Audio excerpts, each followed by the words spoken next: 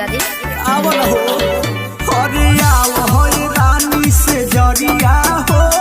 सटी के सूत बजरिया हो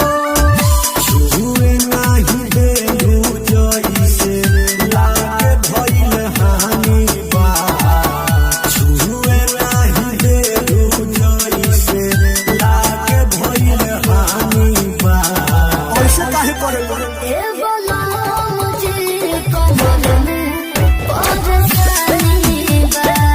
कैसे हो गई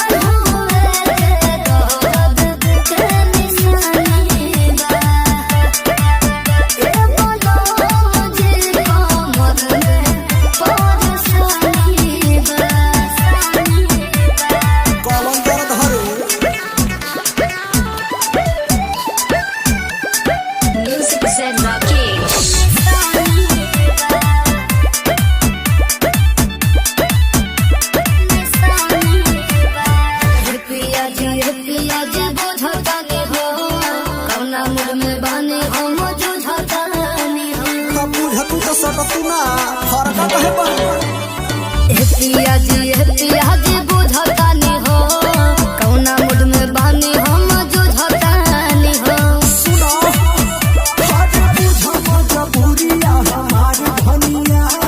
काहे खातिर मिलला बाजवनिया अपने मरद से हो गया न कहानी बा अपने मरद से हो गया न कहानी बा ए बोलो मुझे कमर में परेशानी बा काहे ओ भिखार हुए दर्द के निशानी बा ए बोलो मुझे कमर में परेशानी बा सब खेला बुझतन करे जा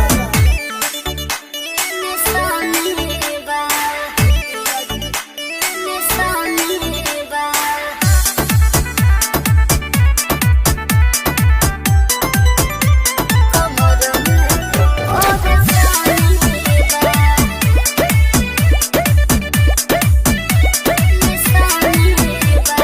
जानो तानी हो सब जी रौरा फेरा में आई नहीं हो जी हम सब बुझते हैं मुखिया जी। पूछ नहीं तू बुझ जानो तानी हम सब जी रौरा